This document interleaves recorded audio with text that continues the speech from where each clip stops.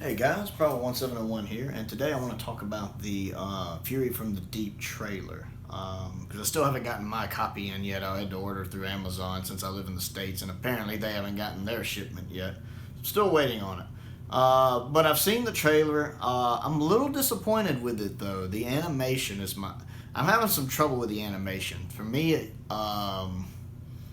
it looks a little cartoony. It's like they've given up trying to go for any kind of realism like some of the older animations did, and it just looks. Some of the characters look bland and cartoony. They don't have any detail really in their face. It has that kind of flash animation look. Now again, that's just going by the trailer. When I actually watch it, I might like it better. Probably just need to do a review of it when I watch it. But considering the backslide that the animation's been doing for a minute, because there's really two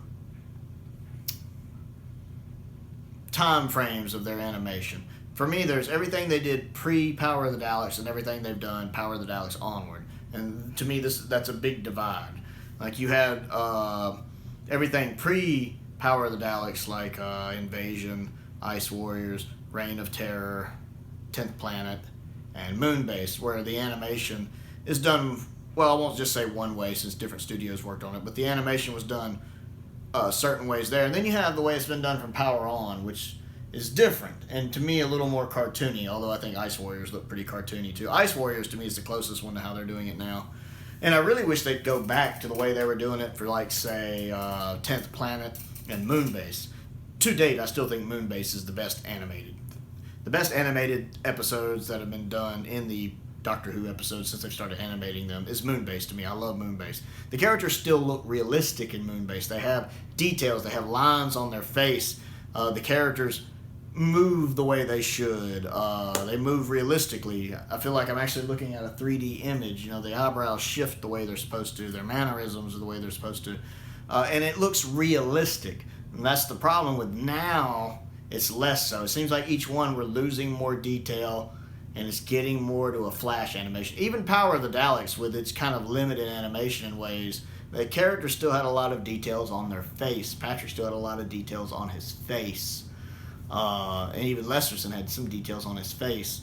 And it seems like we're getting less and less each time. Now, of the four they've done since Power, or from Power On, Power, Macra, Faceless Ones, Fury, I think the best animation's easily Macra Terror. Macra Terror's animation's pretty good. I really enjoy it because they have a realistic movement. The way the face moves, the way the characters turn, it's very fluid. And I think this is because they used, Sun and Moon systems? I forget what they're called. Sun and Moon something. But Sun and Moon helped work on that. I think they did a lot of the work on that. But they only worked on Macra Terror. Like, they didn't work on Faceless Ones and Fury. And I think that shows. Because Faceless Ones animation is a step back from what Macra Terror's was, in my opinion. Faceless Ones animation is not bad, but I didn't like it as much. I felt less like I was looking at 3D characters and more like I was looking at 2D flash animation in some scenes. Like when the second Doctor throws that ball, I remember when I was watching Faceless Ones, I'm like, this is not as good as Macra Terror. And now seeing the trailer for Fury, I'm sitting there thinking this also doesn't look as good as Macra Terror. And why do the characters look different again? Since they've created the assets for these characters, I figured they would just reuse the assets. Why does Patrick Troughton's face look different again? Now, I do like Jamie's face in this one. His face looks good, much better than Faceless Ones where he had the big nose. But Patrick's face looks weird in some areas when his head's turned. It doesn't look right. Also, in the color version, his eyes are green, and he's supposed to have blue eyes. And that, for some reason, that bugs the hell out of me. At least in the trailer, it looks like his eyes are green. And Troughton has very, very blue eyes. That really sticks with me because the first time I ever saw Troughton was in Five Doctors when I was little. And I just noticed, that dark hair with blue eyes is just a contrast that I notice very easily in people. And so his eyes being the wrong color drives me crazy. But the characters' faces in it look very bland. They don't have a lot of detail. They don't have a lot of lines, wrinkles, details to give them a personality and make them kind of jump out more. Like Mr. Quill and Mr. whatever the other one's name is. I've never seen Fury or listened to Fury. This will be when I get my steelbook in, it will be the first time I've ever experienced Fury. But I'm looking forward to it because everybody always talks so good about it, like it's one of the scariest episodes ever. But from the animation, I don't get that. I've seen the surviving clips, the 4 or 5 minutes of surviving footage. I've seen that, and it does look creepy and scary and very atmospheric. I mean, if I had to describe, for everything I get from this story, if I had to describe it in one word, it would be atmospheric. It seems like it has a really creepy, claustrophobic atmosphere to it, which I like. I love that kind of tension and atmosphere. But the animation, especially in color, doesn't seem like it gives that. It looks bland. It looks too cartoony. I'd much rather have Moonbase animation, even Power of the Daleks animation, definitely Macroterra animation, over this, where they moved a little more fluidly and they had more detail. And again, maybe I'm wrong. Maybe once I watch it, I'll think differently. Maybe if I can see it in black and white, I'll think differently. I do love the fact we're getting it in color and black and white. I'm going to watch both. I don't know which one I'll watch first. It could be like, most of the time I prefer the black and white versions. I prefer Power of the Daleks in black and white. I prefer Faceless Ones in black and white because I like to watch the surviving episodes with it. Macroterra is the interesting one because I like both, because watching Macroterra in color and watching Macroterra in black and white are totally different viewing experiences, almost like they're different stories, because everything looks so different in color than it does in black and white. You wouldn't think that would make a big difference, but it really changes the atmosphere of that story and the tone of that story to me. And I love both versions, and I can't pick between them. Sometimes I want to watch it in color, sometimes I want to watch it in black and white.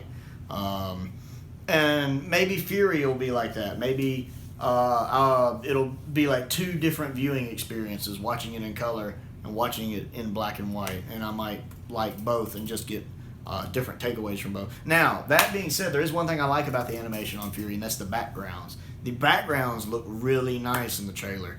Anytime I see background area, I'm like, that looks nice. They put some detail into that. So when I'm complaining about the animation, it is the character models themselves I'm having issues with. The character models with the close-ups that don't seem to do much moving. I don't think they're going to get Troughton's expressions right, because Troughton, the second Doctor and Troughton are very, he's very physical. Troughton's a very physical actor. He does a lot with his body language and a lot with his face. That's why I think it's so tragic. So much of his era is lost, because he does a lot with the way he moves, the way he does his hands, and a lot with how his face moves. You know, I'm the same way. I do a lot with my face when I talk, so I get that. And a couple of the animations have tried to simulate this to varying degrees, but I feel like this one's not going to nail it. So I still feel like the animation, just going off the trailer, is a step back, and it still has not reached that level of Macroterra. For me, Macroterra, in the new animation, Power Onward, is the bar to beat right now. Since they're all probably going to be done in kind of that style, I doubt we'll get another one in like Moonbase style. Although, if we get a special edition of Underwater Menace, do it in the Moonbase style, please.